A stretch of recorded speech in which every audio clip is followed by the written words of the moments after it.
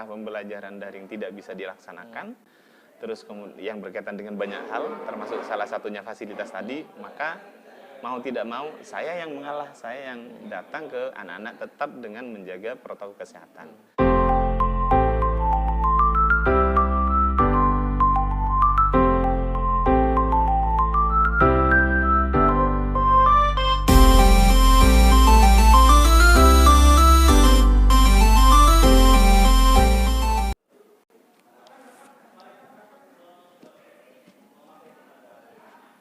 Salam literasi. Sobat literasi, ada seorang guru di Kabupaten Sumeneb yang pernah viral.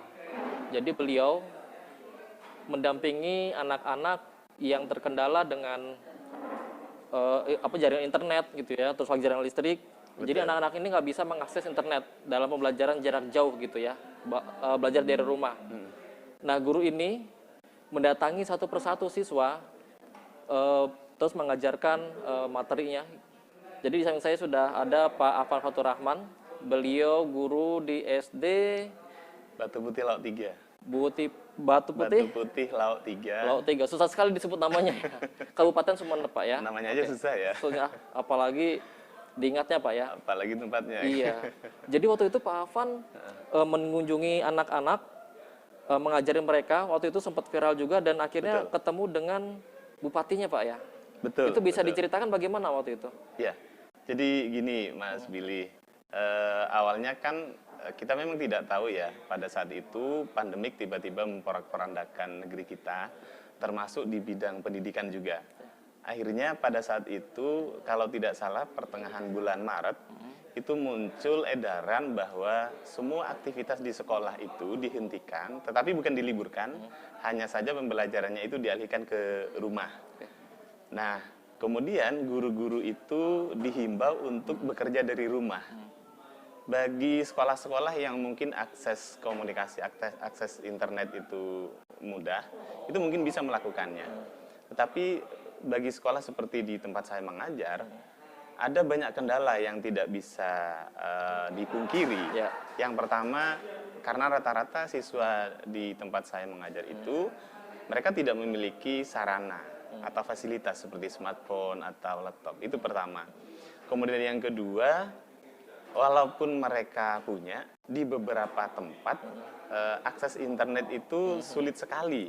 Sehingga ini juga akan jadi kendala. Di samping memang tentu saja pembiayaan, karena saya tahu bahwa kehidupan mereka itu sangat sederhana gitu. Itu yang kemudian membuat saya tidak bisa dalam tanda kutip berdiam diri di rumah.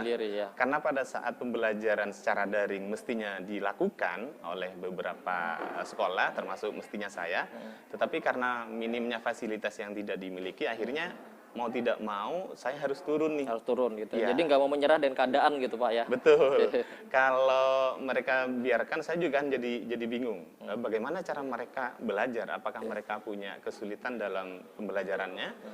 Apakah mereka punya kesulitan mengerjakan tugas? Karena di awal itu saya juga memberikan tugas pada anak-anak.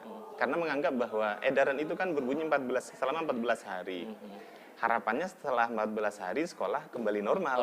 Datang ke sekolah gitu ya. Betul, tetapi 1 minggu setelahnya muncul lagi surat edaran susulan yang menyatakan bahwa pembelajaran secara daring itu diperpanjang. Nah, jadi saat itu yang kemudian merasa bingung, gimana nih caranya untuk mengetahui progres perkembangan belajar anak-anak.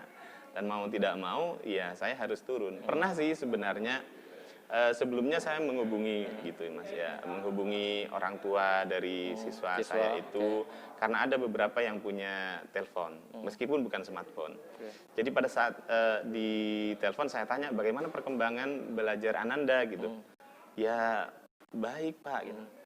Maksud saya baiknya gimana? Baik gitu gimana ya? gitu. Terus kemudian ya itu gitu. Nah saya minta tolong. Bapak, apakah saya boleh minta tolong? Tolong fotokan tugas Ananda, kemudian kirim ke saya melalui WhatsApp. Gitu. Lalu orang tua siswa saya itu tanya, WhatsApp itu apa Pak? Gitu. Jadi mereka sangat sederhana sekali, sehingga WhatsApp juga tidak tahu. Saya sederhanakan, Bapak apakah HP-nya ada kameranya? Tidak ada, Pak. Tidak ada. Jadi buat kamera itu handphone cuman Iya. WhatsApp SMS sama Sama telepon telepon, aja. betul. Oke. Jadi setelah jawab tidak ada, Pak, HP saya HP yang kecil gitu. Jadi saya menyimpulkan, oh berarti bukan smartphone. Iya. Gitu. Jadi tidak bisa kemudian foto dan ngirim tugas lewat WA. Apalagi WhatsApp-an kan gitu kan ya. Gitu. Nah itu kemudian Mas yang membuat saya kalau seperti ini saya yang harus mendatangi mereka. Iya harus gitu. datang. Jadi memang kondisinya sangat terpaksa Pak ya. Betul, Punya handphone pun itu juga bukan smartphone, nggak ada kameranya. Iya. Terus Dan Pak itu memutuskan untuk miliknya orang tuanya, bukan milik siswanya. Iya. Iya. Terus waktu itu memutuskan, waktu itu kepala sekolah gimana? Silakan gitu Pak ya. Iya. Tapi dikasih fasilitas nggak? Pada saat itu saya pamitan ke kepala sekolah karena memang kan himbauannya harus bekerja dari rumah. Tapi saya sampaikan kendala yang saya hadapi gitu. Terus kemudian beliau kan tahu sendiri juga bagaimana kondisi di rumah anak-anak gitu. Saya sampaikan bahwa saya akan mendatangi siswa saya satu persatu. Gitu. Iya, enggak apa-apa Pak Afan, saya justru malah berterima kasih gitu. Akhirnya saya yang jalan itu ke rumah siswa satu persatu. Ada cerita menarik Mas Billy, waktu saya sampai di salah satu rumah siswa itu, ada ibu dari siswa saya, ibundanya gitu menyampaikan, Pak, saya mau cari pinjaman uang gitu. Loh, untuk apa Bu? Gitu. Katanya sekarang kalau belajar harus pakai HP yang besar. Maksudnya smartphone gitu. Smartphone. Iya, tapi ini pakai bahasa daerah saya translasikan. HP yang besar. Loh, untuk apa? Iya, karena harus belajar pakai HP yang besar. Saya kemudian menyampaikan karena ini berkaitan dengan hal-hal yang menurut saya sensitif karena berkaitan dengan uang gitu. Jadi sampaikan pelan-pelan, Ibu kalau misalnya kepentingan pinjam uang itu hanya untuk beli HP, sementara tidak usah dulu gitu.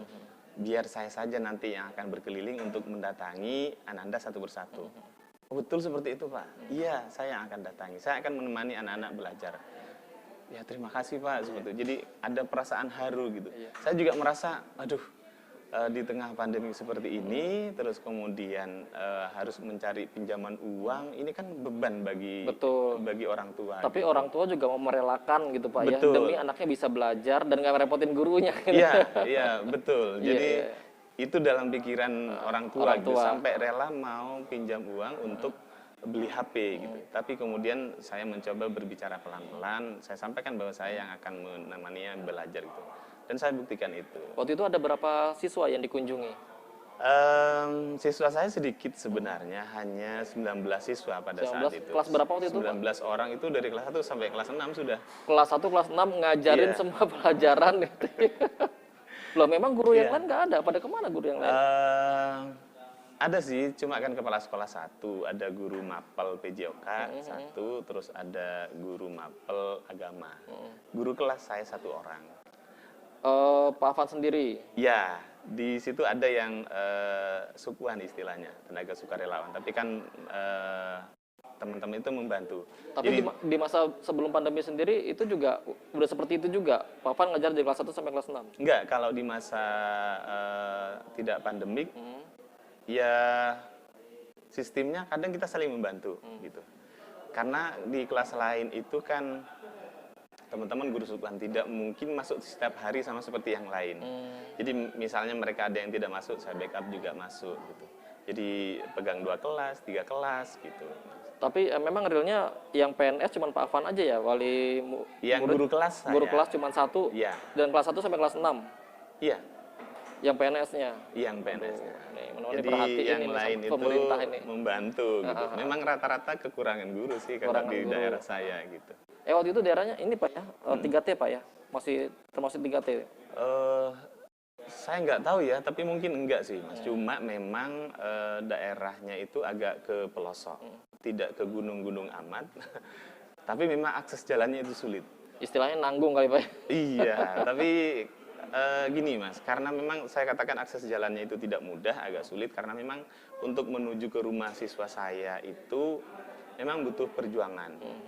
Apalagi kalau musim hujan. Kalau musim hujan atau baru saja selesai hujan, karena waktu itu masih musim penghujan, ada beberapa rumah siswa saya yang tidak bisa saya jangkau dengan naik motor. Iya. Saya kan biasanya ke sekolah, ke rumah anak-anak naik motor. Naik motor. Tapi kalau pas hujan atau baru usai hujan, itu motor nggak bisa masuk karena becek dan licin. Ditinggal.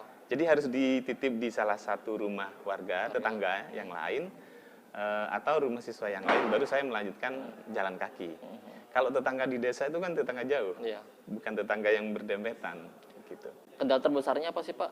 Ngajarin anak-anak, mungkin kalau masalah hujan saya kira udah ini biasa gitu ya. Tapi mungkin ada anak yang susah belajarnya, nerimanya, penerimaan orang tuanya yang kurang mendukung, ada nggak seperti itu? Kalau orang tua itu rata-rata malah senang atau berterima kasih. Karena begini Mas, kalau mata pencaharian di tempat saya, di tempat siswa saya itu kan rata-rata petani, kuli tani gitu. Jadi pagi itu langsung keluar. Orang tua ngajak siswanya nggak tuh biasanya? Ada yang diajak, ada yang tidak. Jadi tidak setiap hari. Mereka langsung kerja di luar. Otomatis siswa kan di rumah. Di rumah sendiri. Jadi nggak bisa ngontrol gimana belajar atau tidak bisa menemani belajar. Ya. Karena memang beberapa dari wali murid itu ada yang mohon maaf ya, yang tidak lulus SD gitu. Jadi untuk menemaninya belajar juga mungkin butuh belajar juga gitu orang tuanya itu. Sehingga mereka rata-rata berterima kasih karena saya temani untuk belajar. Meskipun saya tidak mendatangi siswa per orang itu setiap hari enggak, karena waktunya yang enggak nutut. Jadi tapi paling tidak dalam 1 minggu itu ketemu dengan saya 3 kali Mas. Jadi seminggu 3 kali yang muter gitu ya? Iya. Selebihnya? Enggak, saya tetap jalan setiap hari ke rumah siswa. Tapi kan dalam 1 hari enggak mungkin 19 anak ini bisa dijangkau. Digilir jadi iya, gitu ya? Digilir. Kadang 8 anak, pernah ya kalau lancar 11 anak. Tapi itu kalau, dari pagi sampai siang bisa tuh ya? Iya, sampai siang. Tapi kalau hujan kadang 4 anak, 5 anak. Kan kadang ketika terjebak hujan di salah satu rumah siswa atau di jalan misalnya, saya kan harus berseteduh. Iya.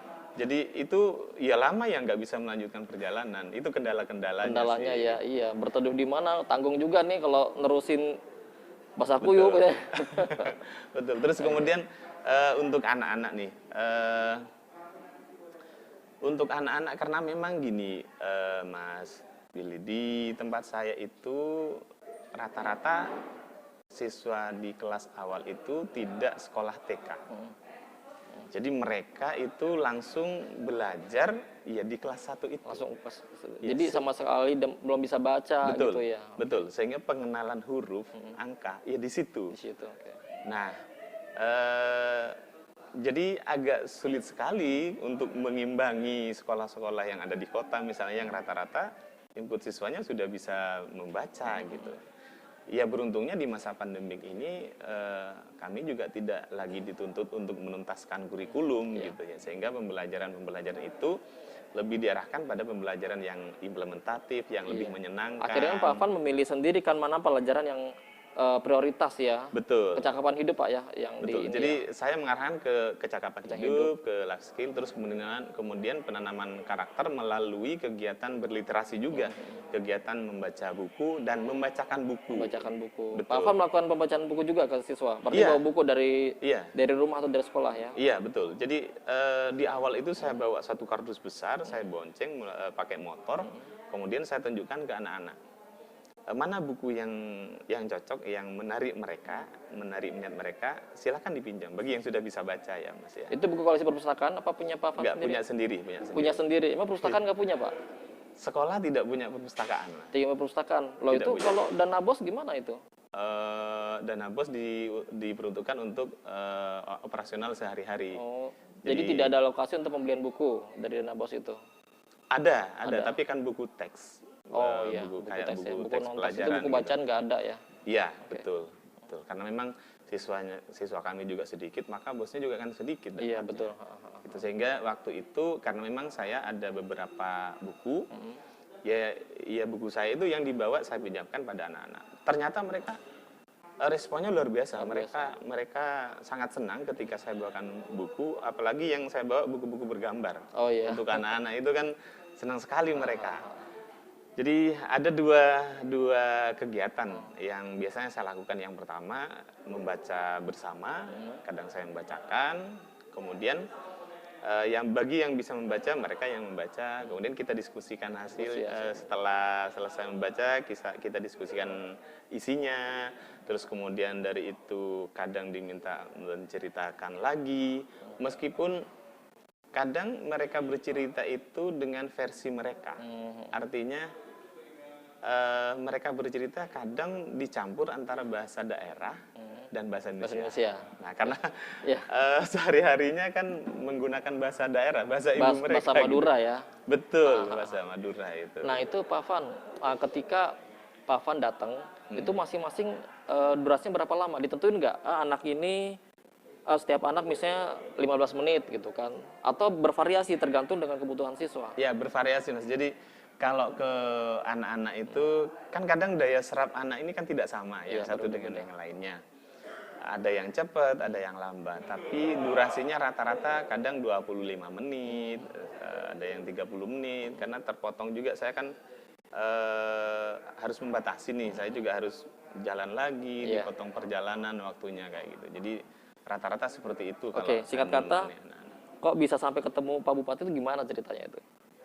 Nah, waktu itu kan gini, saya kan bercerita nih, pernah di satu hari itu sepulang dari keliling, saya istirahat, rehat gitu, sambil lalu saya inginnya berbagi gitu, dalam tanda kutip, kalau saya titip foto-foto saya di Facebook kan lebih abadi. Gitu. Kadang setiap tahun kita kan diingatkan kenangan-kenangan itu. Iya, gitu. betul. Nah, akhirnya saya nulis, saya posting di Facebook itu. Nah, ternyata memang mendapatkan respon yang luar biasa positif dari teman-teman. Iya, dari teman-teman gitu. Mereka membaginya, mereka mensupport saya, mensupport kegiatan, bahkan mendoakan. Banyak doa yang saya terima itu saya juga merasa terharu. Ternyata banyak orang mendoakan saya gitu. Apa yang saya lakukan ternyata tidak salah, meskipun di awal saya memang curhat ya waktu itu. Saya dilematis gitu. Saya bukan jadi orang guru yang baik karena saya melanggar himbauan pemerintah. Tapi kalau tidak, bagaimana dengan siswa saya gitu. Jadi dilematis itu yang saya ceritakan juga gitu. Dan akhirnya memutuskan untuk melanggar aturan pemerintah gitu ya. Ya, tapi kan sebenarnya kan itu itu kan terukur menurut saya Pak ya. Iya. Mereka butuh real dukungan guru gitu kan ya. Pada saat itu sebenarnya gini Mas, pada saat itu alasan saya yang kemudian membuat saya berani, salah satunya karena di daerah saya masih zona hijau. Zona hijau, jadi saya juga membatasi tidak berinteraksi dengan orang-orang di luar. Ya saya tetap mengajar gitu ke anak-anak. Cuma memang pada saat itu sudah mulai memberlakukan protokol pencegahan, termasuk tidak salaman secara langsung. Udah gitu. 3M ya. Ya. Nah, mencuci tangan, menjaga jarak, memakai masker. Nah, dari cerita saya itu kemudian yang banyak disukai, banyak dibagikan, akhirnya mendapatkan respon positif. Salah satunya dari Pak Bupati. Pak Bupati membaca. Waktu itu Pak Bupati langsung datang ke rumahnya atau Pak Van diminta datang ke rumahnya? Saya yang menghadap ke beliau. Oh gitu ya. Waktu itu apa yang dibicarakan? Ya beliau mensupport saya gitu. Jadi mengapresiasi tentang alternatif atau kegiatan bukan solusi sih, mungkin pilihan gitu. Pilihan yang saya jalani ini ketika pembelajaran daring tidak bisa dilaksanakan. Terus kemudian yang berkaitan dengan banyak hal, termasuk salah satunya fasilitas tadi, maka mau tidak mau saya yang mengalah, saya yang datang ke anak-anak tetap dengan menjaga protokol kesehatan. Jadi beliau sangat mengapresiasi apa yang saya lakukan. Bentuk apresiasi mungkin ada intervensi perbaikan sarpras atau apa gitu? Enggak, kalau ke sarpras itu kan mungkin berkaitan dengan kedinasan juga ya Mas ya. Saya nggak tahu juga itu. Nah itu kan problem Pak ya. Jadi kita mengapresiasi cuma sekadar itu aja gitu kan, jadi nggak mengubah keadaan, kan agak repot juga. Tapi saat itu saya mendapat dukungan dari orang-orang baik. Banyak teman-teman orang baik di luar sana yang mengirimkan buku-buku bacaan, termasuk alat-alat tulis pada anak-anak. Bahkan kemarin juga ada yang mengirimkan mukena, sajadah, sarung untuk anak-anak saya itu. Jadi semua disampaikan. Ramadan kemarin juga ada yang memberikan sembako pada anak-anak dan orang tuanya gitu. Jadi saya merasa bersyukur pandemi ini apa ya, mendekatkan saya dengan orang-orang baik, lebih mendekatkan saya dengan orang-orang baik. Di luar sana masih banyak orang yang peduli dengan hal-hal yang seperti ini. Gitu. Pak Afan selain ngajar di SD juga guru SMA PGRI Pak ya. Itu ngatur waktunya gimana Pak? Kan berarti harus juga apa sama juga berkunjung ke setiap rumah siswa? Enggak, kalau yang di SMA itu hanya ekskulnya. Oh, ekskulnya. Betul. Ngajar ekskul apa Pak? Jurnalistik. Jurnalistik. Ya, yang tidak jauh-jauh dari literasi juga. Oh iya. Gitu.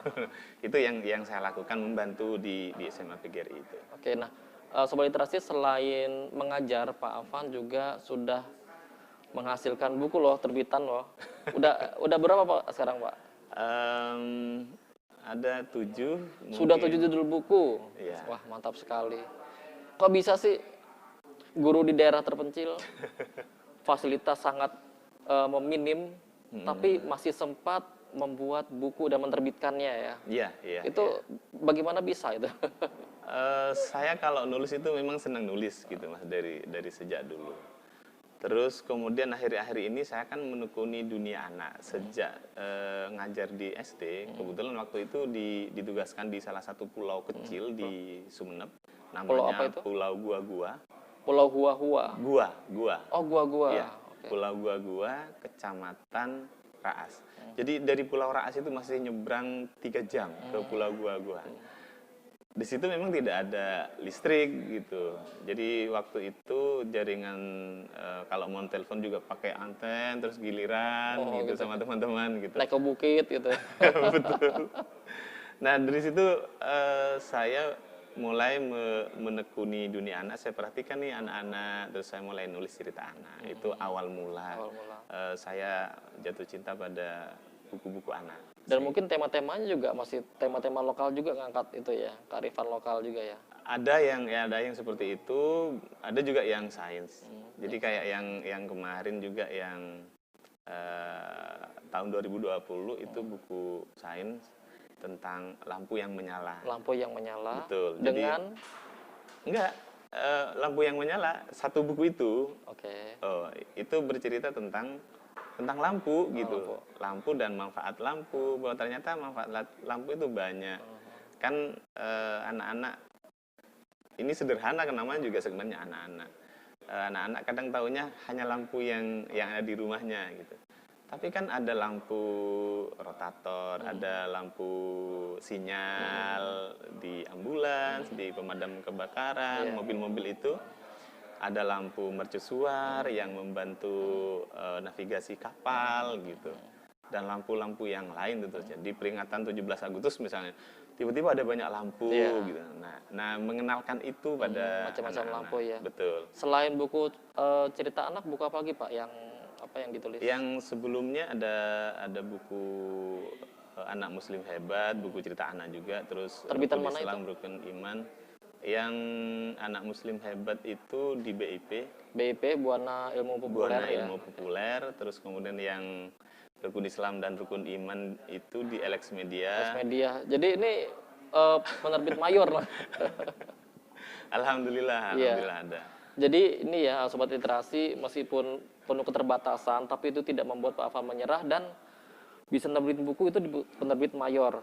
Jadi nggak sekadar ini ya, asal bikin buku, asal terbit gitu ya. Tapi ini kalau terbit di buku mayor berarti udah mulai proses kurasi, seleksi, nunggu berapa bulan gitu ya, karena harus ada proses editing Pak ya. Iya betul. Yang lampu yang menyala itu yang paling berkesan bagi saya karena prosesnya sangat panjang. Mulai dari workshop waktu itu ke Bandung, terus kemudian menulis babak belur di revisi-revisi gitu.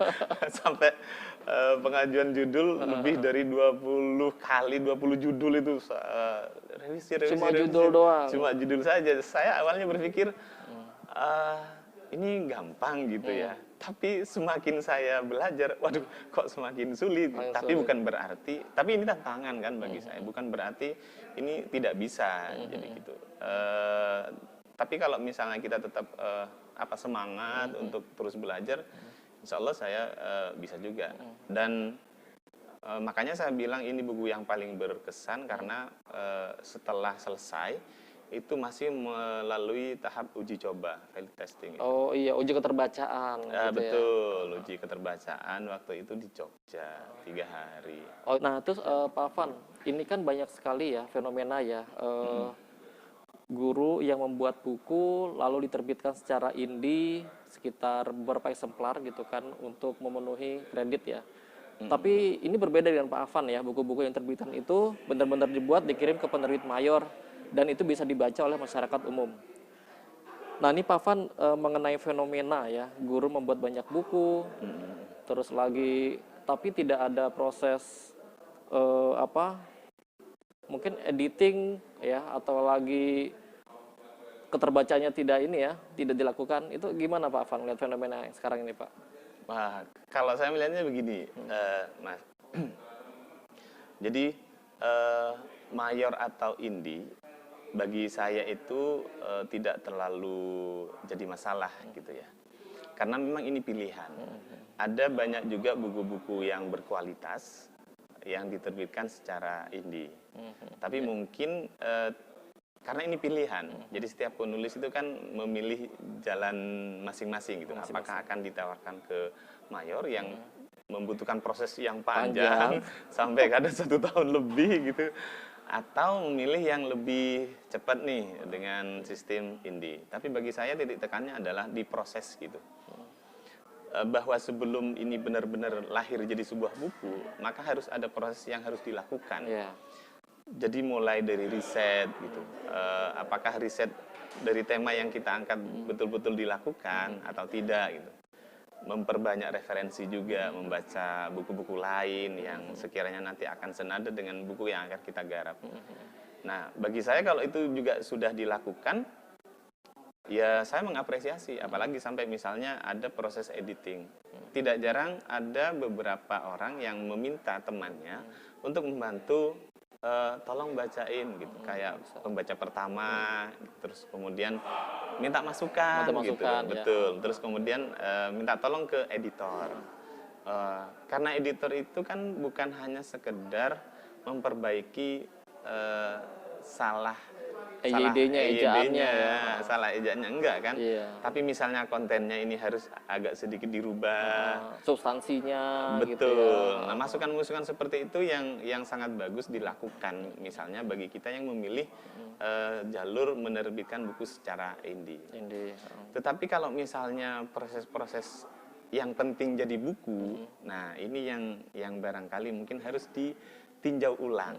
Jadi membuat buku itu kan bukan hanya sekedar asal jadi buku, tetapi harapan kita adalah bagaimana buku ini benar-benar memberikan manfaat bagi pembaca. Kan pembacanya ini macam-macam. Apakah segmennya untuk anak-anak, untuk remaja, untuk para guru, gitu kan? Bukan hanya sekedar yang penting jadi buku, pemenuhan angka kredit katanya tadi, ya kalau seperti itu kan ini sangat instan sekali. Betul. Gitu. Tapi kan memang fenomena yang sedang berlangsung gitu ya. Banyak sekali buku yang dibuat oleh guru. Ya itu mungkin ada proses mereka dilatih dulu gitu kan. Terus lagi nanti ada proses pendampingan. Tapi kan nyatanya kan setelah ditilik lebih lanjut tidak ada proses editing yang kelihatan serius, sehingga hasilnya itu ya kurang gitu ya, secara substansi, secara konten juga gitu. Nah ini guru-guru ini memang apa karena dituntut untuk membuat buku, ada program satu guru satu buku gitu ya, atau mungkin nanti satu guru 2 buku gitu ya, atau ada rasa gengsi sendiri ya, saya udah bikin buku loh gitu. Ya kalau saya menyadari sih bahwa buku itu kan karya. Jadi ketika kita sudah punya karya, itu kebanggaan tersendiri bagi kita. Terlepas apakah nanti karya kita itu akan dibaca oleh banyak orang atau tidak gitu. Tapi yang penting berkarya dulu. Hanya saja ketika prinsipnya yang penting jadi buku, nah ini yang harus diperbaiki nih. Jadi jangan sampai eman-eman kan sebenarnya Mas. Jadi prosesnya juga panjang, terus kemudian antri juga, butuh biaya juga. Tapi kadang bukunya misalnya masih terdapat beberapa kesalahan atau mungkin seperti yang Mas Billy bilang substansinya kurang. Jadi mungkin alangkah baiknya kalau prosesnya ini ditambah. Jadi tidak asal jadi buku. Iya. Jadi buku tapi benar-benar buku yang berkualitas. Berkualitas. Jangan hanya kayak ikut-ikutan tren gitu. Tren, punya buku tapi tidak melalui proses yang yang mestinya dilakukan gitu. Ya. Paling tidak kan bisa minta tolong ke teman-teman kita yang lain untuk membantu membacakannya, memberikan masukan gitu. Dan jangan alergi.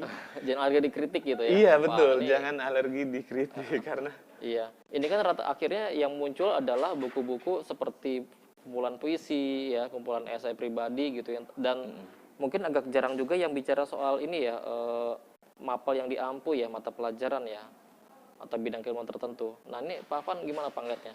Nggak masalah atau udah bikin aja gitu, atau kalau saya begini Mas, genre itu memang pilihan kita ya.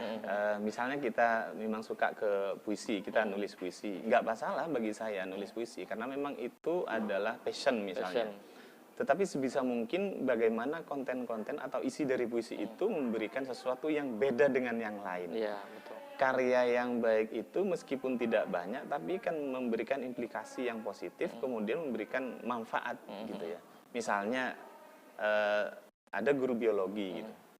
Kemudian nulis puisi yang konten-konten isinya itu memang berkaitan dengan biologi. Biologi, materi-materi pelajaran biologi. Betul, matematika.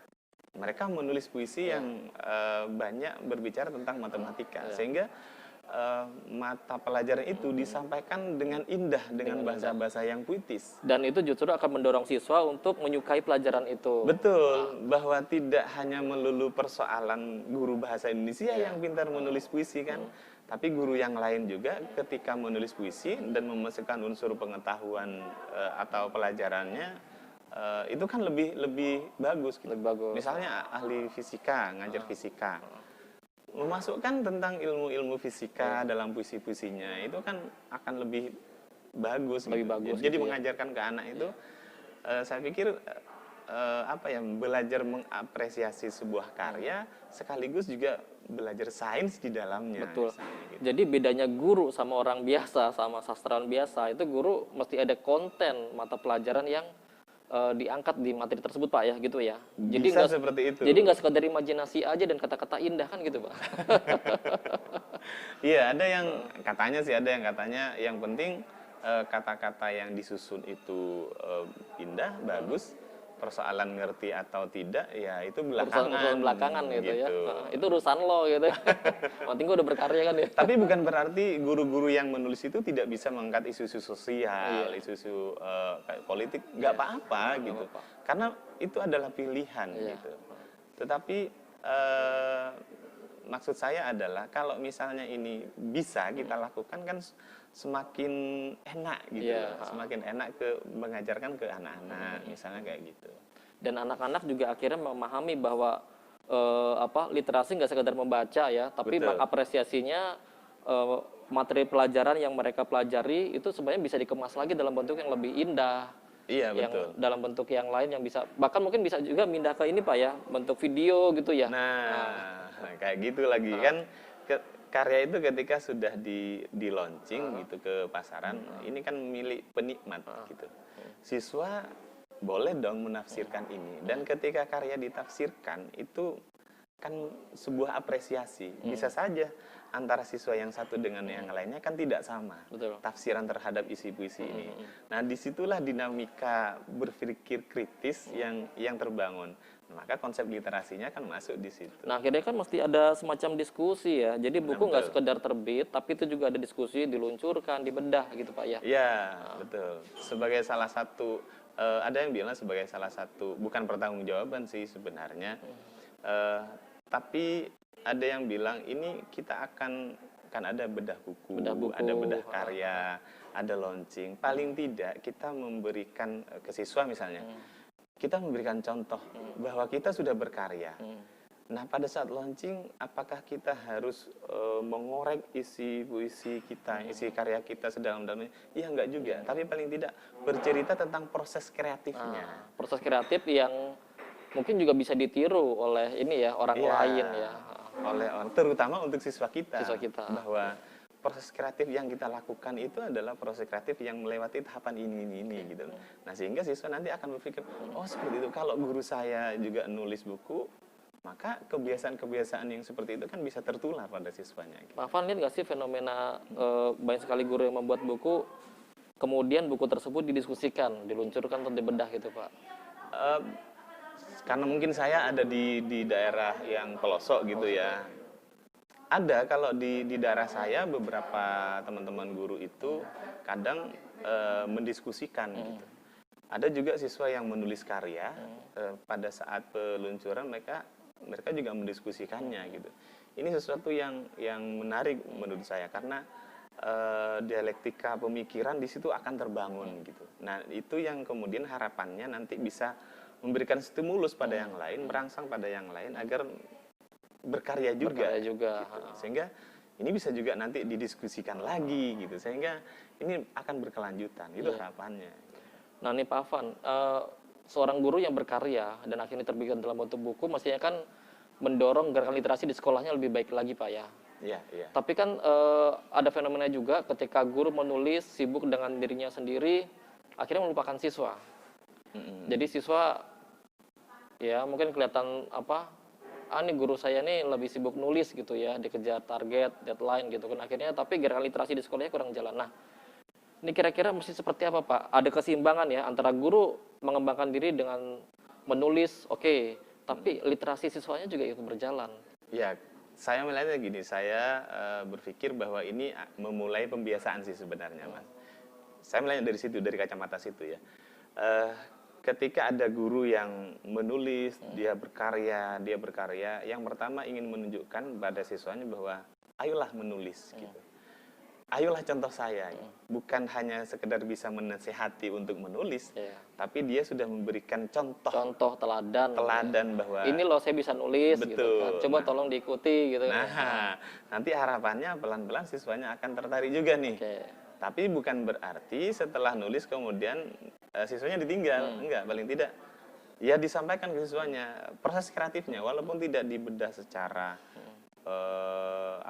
kayak acara-acara yang pakai seremonial dan secara resmi di kelas-kelas. Kalau sekarang bisa daring, ya melalui daring juga kan tidak apa-apa ngobrolin tentang buku. Ini harapannya nanti kan siswa-siswa itu mulai berkarya, tidak usah ditarget bahwa kamu harus punya satu buku, enggak. Kalau ditarget terlalu banyak itu kan terbebani. Bisa saja nanti satu karya, misalnya satu puisi, satu cerpen dalam satu minggu misalnya. Enggak dan nanti dikumpul gitu ya. Nah, nanti dikumpulkan ada bank naskah misalnya. Nah, itu nanti yang dibantu oleh guru bagaimana proses editingnya, terus kemudian kalau misalnya mau diterbitkan, masuk nanti ke penerbitnya bagaimana gitu harapannya. Sebenarnya secara struktur kurikulum ya Pak, terutama di pelajaran bahasa Indonesia itu kan misalnya SMP semester 1 itu ada mata pelajaran misalnya cerpen fantasi gitu ya. Terus lagi nanti ada tentang mengapresiasi puisi, membuat resensi. SMA juga sama seperti itu. Selalu ada hasil yang sebenarnya kalau karya hasil akhir pelajaran tersebut adalah karya, dan itu bisa dikumpulkan dan diterbitkan gitu kan ya. Jadi sebenarnya secara kurikulum sendiri itu Pak ya udah mendukung. Itu sejauh mana Pak Afan melihat guru memanfaatkan itu kurikulum tersebut untuk dalam gerakan literasi dalam hal ini membuat karya gitu Pak? Ya, kalau saya melihat ini sudah bagus gitu ya, tinggal bagaimana implementasinya. Tapi saya juga menyadari betapa sulitnya menulis itu, gitu. Karena ini bukan kegiatan yang bersifat hura-hura gitu kan. Ini kegiatan yang bersifat berpikir gitu. Jadi ada beberapa anak yang mungkin cara belajarnya itu tidak ke sana. Nah, kegiatan-kegiatan menulis bagi yang benar-benar tidak menyukainya atau bukan passionnya itu akan membosankan. Nah, ini barangkali, dan saya melihat dunia siswa sekarang ini kan Mas ya, mereka sekarang dihantam dengan budaya-budaya luar, dihantam dengan gawe atau gadget. Ini yang lebih banyak menyita waktu, misalnya main media sosial dan lain-lain. Tetapi harapannya ini kan bagaimana dialihkan. Jadi nggak melarang mereka untuk misalnya medsosan gitu ya, gadget itu nggak dilarang Pak ya? Ya enggak, tapi bagaimana kita mengarahkannya. Mengarahkannya. Oke. Toh dilarang juga sekarang harus menggunakan smartphone gitu. Kita tidak tahu kan mengontrol di luar. Harapannya tetap ada kerjasama dengan orang tua. Sekarang kan banyak platform digital yang menampung karya-karya itu, Mas. Jadi kalau misalnya mereka tidak bisa menulis secara manual, misalnya mau diterbitkan secara cetak misalnya, mereka kan bisa di buku digital. Nah, tinggal kita mengarahkan ke sana, ya mendekatkan. Banyak kan platform-platform digital seperti itu. Iya, banyak sekali. Iya, tinggal anak-anak ditunjukkan ke sana. Jangan-jangan mereka masih belum tahu nih. Taunya hanya main game dan lain-lain. Tinggal ditunjukkan aja gitu. Itu prosesnya ke sana. Itu yang juga dilakukan Pak Afan untuk eskul jurnalistik tadi Pak ya? Betul, itu juga. Jadi pengenalan kan literasi digital juga penting untuk anak-anak. Oke, terakhir Pak Afan. Pak Afan sudah menjalankan berbagai kegiatan di sekolah. Tadi sudah banyak menghadapi ya untuk siswa SD datang ke sekolah. Terus lagi Pak Afan juga nggak sekedar mengajar, tapi juga membuat karya yang diterbitkan oleh penerbit mayor. Lalu sebenarnya pencapaiannya apa sih Pak yang ingin diraih itu Pak? Ingin goalnya apa gitu? Di bidang apa nih? Ya di bidang pendidikan, di karya gitu. Kalau saya sih sebenarnya sederhana sih Mas ya. Bagaimana saya bermanfaat untuk orang lain gitu. Baik secara langsung, secara lahiriah saya bermanfaat buat anak-anak saya, buat lingkungan. Secara karya harapannya juga agar karya-karya saya juga bermanfaat untuk anak-anak, untuk orang lain. Sehingga saya berharap kebaikan-kebaikan dari sinilah yang nantinya saya harapkan di akhir. Itu harapan saya sebenarnya. Oke, terima kasih Pak Afan, banyak sekali informasi yang bisa yang kita dapat dari pengalaman Pak Afan ini. Dan sobat literasi, pengalaman Pak Afan ini sebenarnya juga dialami oleh banyak guru gitu ya. Dan dari hasil perjalanan Pak Afan yang tadi kita diskusikan, banyak sekali praktik baik dari Pak Afan yang bisa kita tiru, kita apresiasi dan bisa kita terapkan dan kembangkan di tempat masing-masing. Baik, terima kasih Pak Afan sekali lagi sudah berkenan. Saya senang sekali juga bisa hadir di channelnya Mas Billy. Iya, sama-sama Pak Afan. Baik, terima kasih sobat literasi. Salam literasi. Salam literasi.